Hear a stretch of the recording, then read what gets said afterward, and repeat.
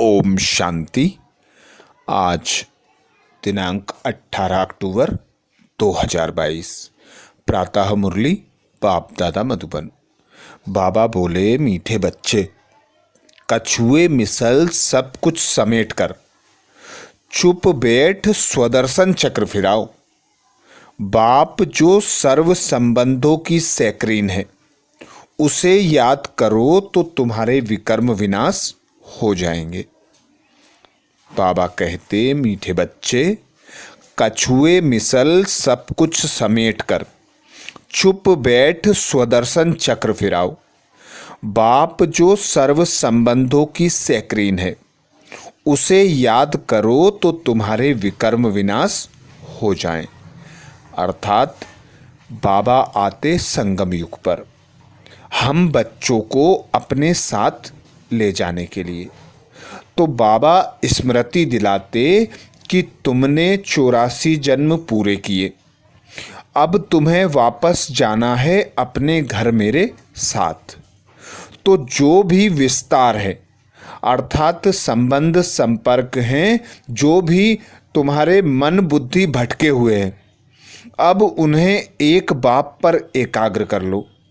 एक अपने घर को याद करो, क्योंकि अब वापस जाना है घर अपने पिता के साथ। तो जितना जितना बाबा को याद करते, बाबा से सर्व संबंधों की अनुभूति करते, तो मीठे बाबा समान हम भी मीठे बन जाते।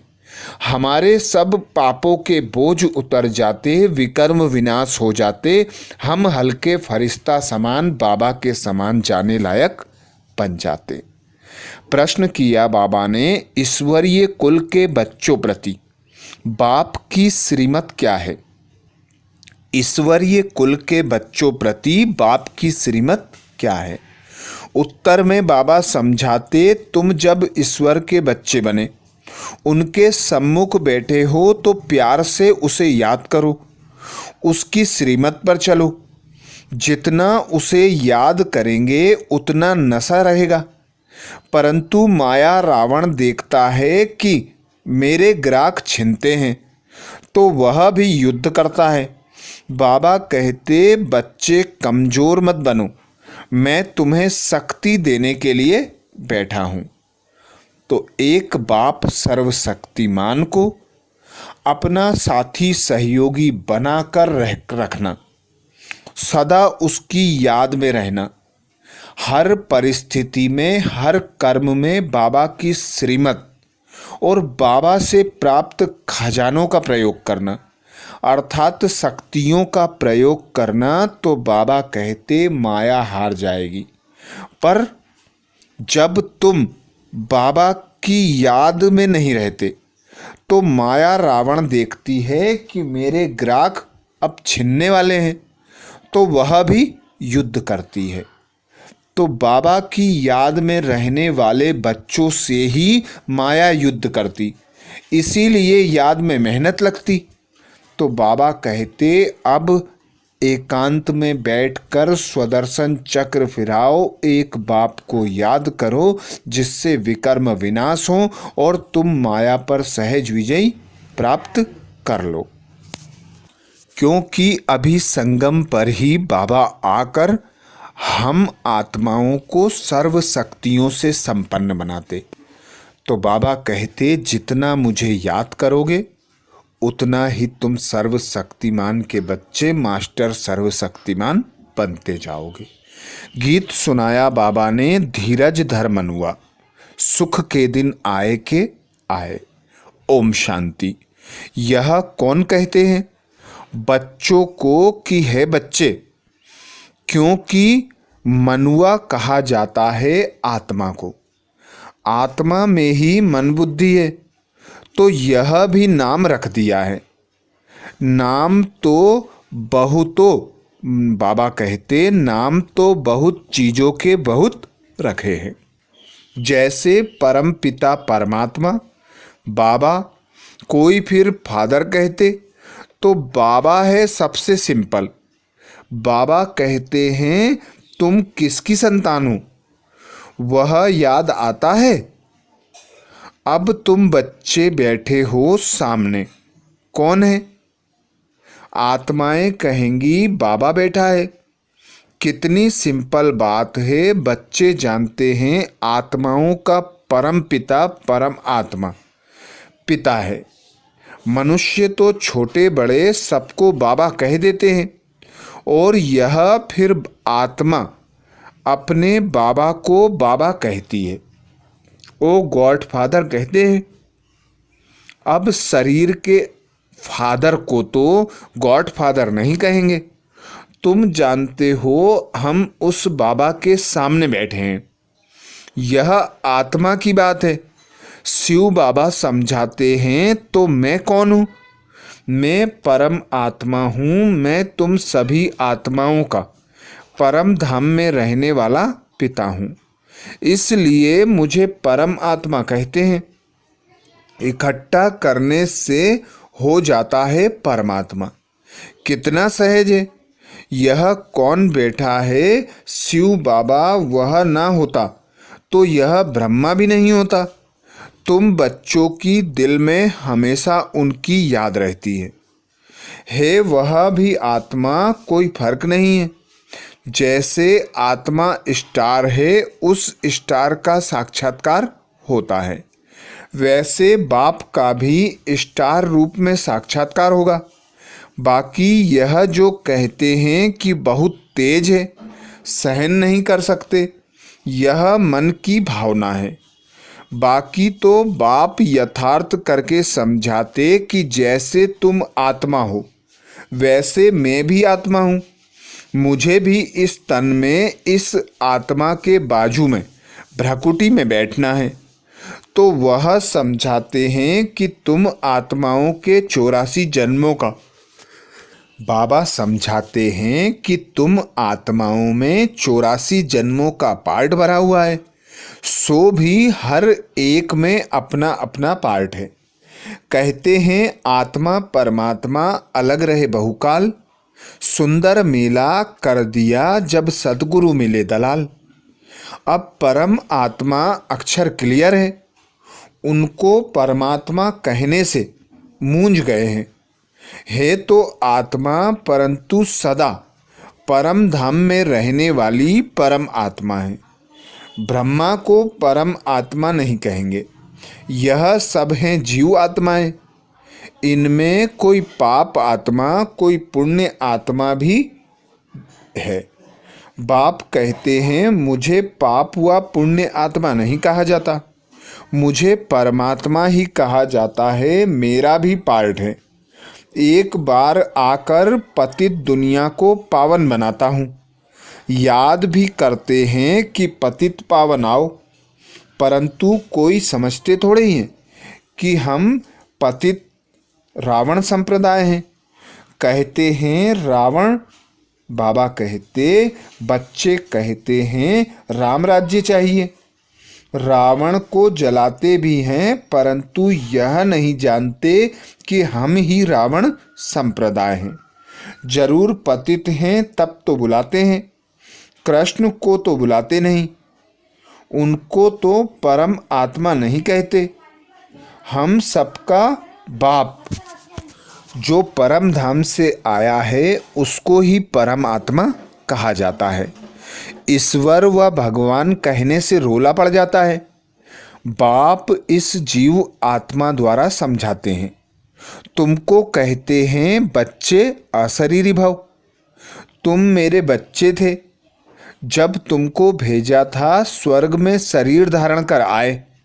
चक्र लगाते लगाते अब तुमने 84 का चक्र पूरा किया। इस समय सब रावण की संतान है। रावण ने ही पतित बनाया। अब तुम बने हो ईश्वरीय संतान। अब बाबा आया है, कहते हैं मेरा पार्ट है आसुरी संप्रदाय को देवीय संप्रदाय बनाना। मैं भी ड्रामा अनुसार अपने टाइम पर आता हूँ। कल्प के संगम युगे, कलयुग है पतित पुरानी तमो प्रधान दुनिया। तब मैं आता हूँ सूर्यवंशी चंद्रवंशी कुल का राज्य स्थापन करने। ना हो तब तो स्थापन करूं, फिर जब सूर्यवंशी चंद्रवंशी होंगे तो वैश्य शूद्रवंशी नहीं होंगे। अब तुम ईश्वरीय संतान बने हो। देवीय संतान बनने के लिए तो बाप के साथ योग चाहिए, जिससे विकर्म विनाश हो। एवर हेल्दी एवर वेल्दी बनने के लिए स्वदर्शन चक्र फिराना पड़े। बाप को याद करना है, इसमें ही मेहनत है। यह चार्ट रखो कि कितना समय बाबा को याद करते हैं।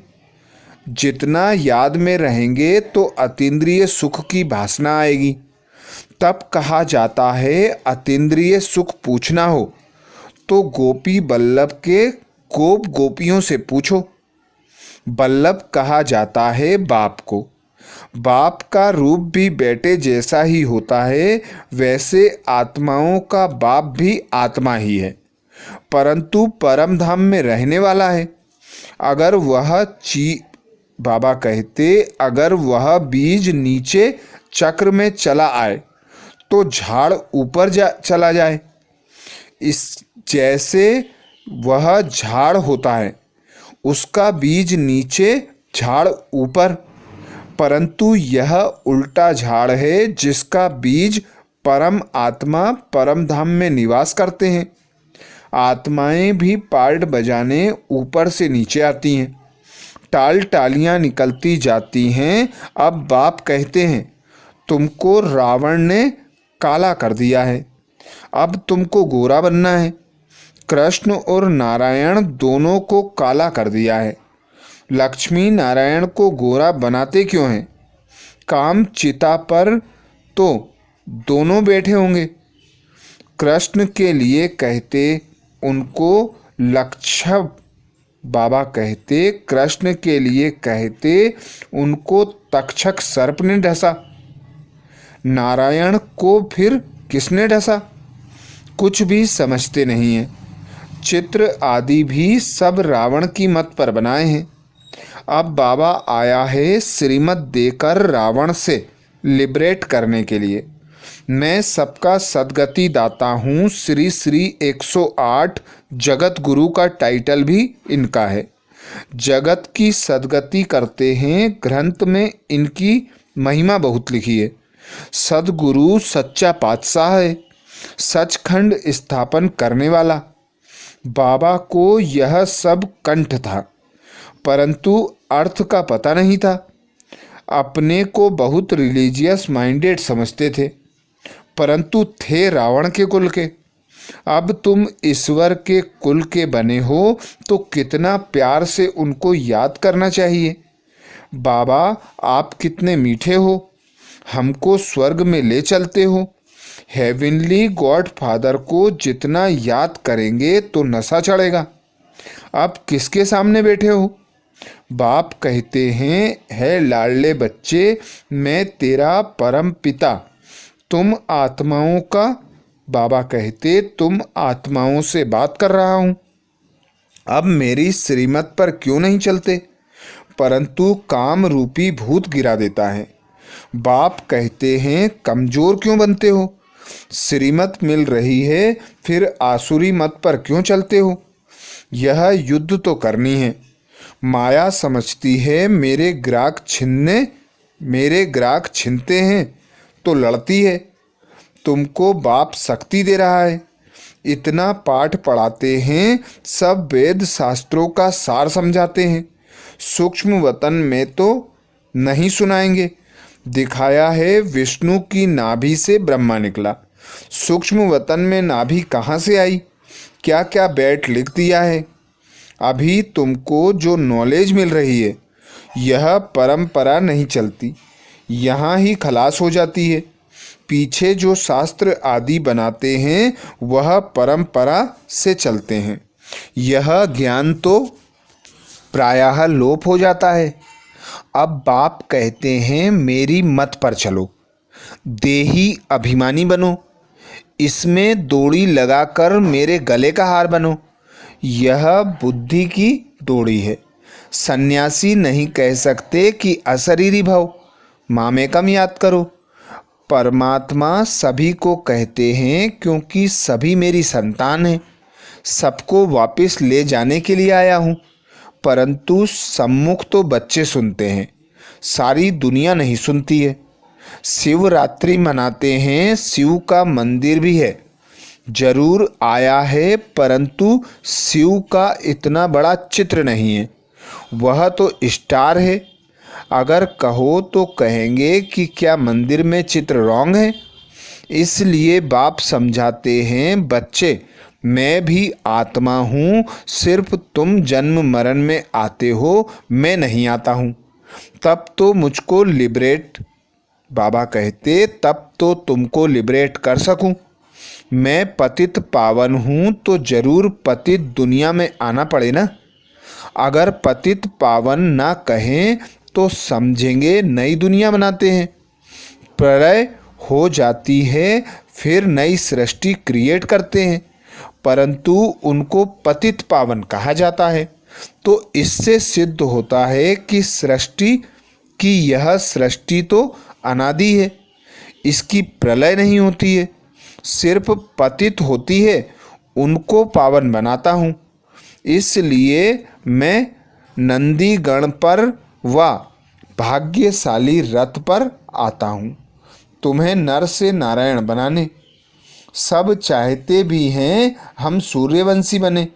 कथा भी है, एक भक्त ने कहा मैं लक्ष्मी को वर सकता हूँ। नारायण भक्त था ना, तो कहा तुम अपनी शक्ल तो देखो, पहले बंदर से मंदिर तो, बाबा कहते पहले बंदर से मंदिर तो बनो, तब तो लक्ष्मी को वर सकेंगे। अभी तुम मंदिर लायक बन रहे हो। यह इस समय की ही सारी बात है। यह सब तुमको कौन बता रहे हैं? शिव बाबा ब्रह्मा दादा की ब्रकुटी के बीच में बैठ तुमको समझा रहे हैं। जैसे इनकी आत्मा भ्रकुटी में बैठी है तो जरूर उनके बाजू में बैठा होगा ना। यह नॉलेज वंडर, बाबा कहते यह नॉलेज बाप तुमको सारा राज आदि मध्य अंत का समझा रहे हैं, जिससे तुमको स्वदर्शन चक्र फिराना सहज हो। स्वदर्शन चक्र फिराने से तुम्हारे विकर्म विनाश होंगे, नहीं तो सजाएं खाएंगे, विजय माला में भी नहीं आएंगे। कछुए मिसल जब फ्री हो तो चुप बैठकर चक्र फिराओ। अब तुमको वापिस घर जाना है। यह अंतिम जन्म पवित्र रहो। इसको कहा जाता है लोक लाज। पतित बनने की मर्यादाएं तोड़ो और कोई को याद नहीं करो। आप मुए, मर गई दुनिया। अशरीरी बन मेरा बनो तो विकर्म विनाश हो जाए। सबको मरना तो है ही, फिर कौन किसके लिए रोएगा? हिरोशिमा में सब मर गए, कोई रोने वाला बचा ही नहीं। इसलिए अब रोने वाली दुनिया से वापस जाना है। इस गंदी दुनिया में तो हर एक के अंग अंग में कीड़े पड़े हैं, उसको याद क्यों करें? स्वर्ग में थोड़े ही ऐसे शरीर होंगे, वहाँ तो अंग अंग से खुशबू होती है। बाबा कैसे गंदे बासी को गुलगुल फूल बनाते हैं, तो उनको आना भी ऐसे पुराने लॉन्ग बूट में पड़ता है। बाबा कहते हैं कि भल घर में रहो, परंतु श्रीमत पर चलो, विकार में मत जाओ। तुम्हारे सामने शिव बाबा बैठा है, उनको भूलो मत। अच्छा गीत, धरती को आकाश पुकारे। धरती पर रहने वालों को आकाश में रहने वाला बाप पुकारते हैं। अब मेरे पास आना है, इसलिए नष्टो मोहा बनो। मैं तुमको स्वर्ग के अथाह सुख देता हूँ। बाप है सभी सुखों का सैकरीन। मामा चाचा यह सब तुमको दुख देने वाले हैं। तुम्हारा है सारी आसुरी दुनिया, नरक का सन्यास। सन्यासियों का है सिर्फ घर का सन्यास। तुमको इस डरती नरक दुनिया को भूलना है। इस समय मनुष्यों को थोड़ा भी धन मिलता है तो समझते हैं हम स्वर्ग में हैं, परंतु इस दुनिया में कोई कितना भी साहूकार हो, देवाला निकला, एरोप्लेन आदि गिरा तो सब खलास, फिर रोने पीटने लग पड़ते हैं। वहाँ तो एक्सीडेंट की बात ही नहीं, कोई रोता पीटता नहीं। बाबा कहते हैं, अच्छा तुम स्वर्ग में हो तो खुश रहो, मैं आया हूँ गरीबों के लिए। जो नरक में हैं दान भी गरीबों को दिया जाता है। साहूकार साहूकार को दान करते हैं क्या? मैं तो सबसे साहूकार हूँ, मैं गरीब को दान देता हूँ। इस समय के साहूकार तो अपने धन के फैशन के नशे में चूर हैं। अच्छा, बाबा समझानी देते हैं, यह है इंद्रप्रस्थ, यहाँ हंस मोती चुगेंगे, बाकी जो बगुले होंगे वह तो पत्थर ही उठाएंगे। इसलिए बाबा कहते यहाँ हंस गुणग्राही ही आने चाहिए, बगुले अवगुण देखने वाले नहीं। अच्छा, मीठे मीठे सिकिलदे बच्चों प्रति माता पिता बाप दादा का याद प्यार और गुड मॉर्निंग। रूहानी बाप की रूहानी बच्चों को नमस्ते। हम सब रूहानी बच्चों की रूहानी माता पिता बाप दादा को याद प्यार गुड मॉर्निंग और नमस्ते। धारणा के लिए मुख्य सार में बाबा कहते, पहली पॉइंट, बाप की श्रीमत पर चल, देही अभिमानी बन। बाप के गले का हार बनना है। बाप की याद में रहे अतीन्द्रिय सुख का अनुभव करना है। बाप की श्रीमत पर चल, देही अभिमानी बन, बाप के गले का हार बनना है। बाप की याद में रहे अतीन्द्रिय सुख का अनुभव करना है। दूसरी पॉइंट बाबा कहते, इस दुनिया से पूरा नष्टो मुहा बनना है। किसी के भी छीछी शरीरों को याद नहीं करना है। इस दुनिया से पूरा नष्टो मुहा बनना है। किसी के भी छीछी शरीरों को याद नहीं करना है। वरदान दिया बाबा ने। वरदान में बाबा कहते, सेवा के बंधन द्वारा कर्म बंधनों को समाप्त करने वाले विश्व सेवाधारी भाव। सेवा के बंधन द्वारा कर्म बंधनों को समाप्त करने वाले विश्व सेवाधारी भाव। डिटेल में बाबा कहते, प्रवृत्ति में रहते हुए कभी यह नहीं समझो कि हिसाब किताब है, कर्म बंधन है, लेकिन यह भी सेवा है। सेवा के बंधन में बंधने से कर्म बंधन खत्म हो जाता है। जब तक सेवा भाव नहीं होता तो कर्म बंधन खींचता है। कर्म बंधन होगा तो दुख की लहर आवेगी, और सेवा का बंधन होगा तो खुशी की होगी। इसलिए कर्म बंधन को सेवा के बंधन से समाप्त करो। विश्व सेवाधारी विश्व में जहाँ भी हैं, विश्व सेवार्थ हैं। स्लोगन में बाबा बोले, अपने देवीय स्वरूप की स्मृति में रहो तो आप पर किसी की व्यर्थ नज़र जा नहीं सकती। अपने देवीय स्वरूप की स्मृति में रहो तो आप पर किसी की व्यर्थ नज़र नहीं जाएगी। तो ये थे बाबा के महावाक्य। अच्छा, ओम शांति।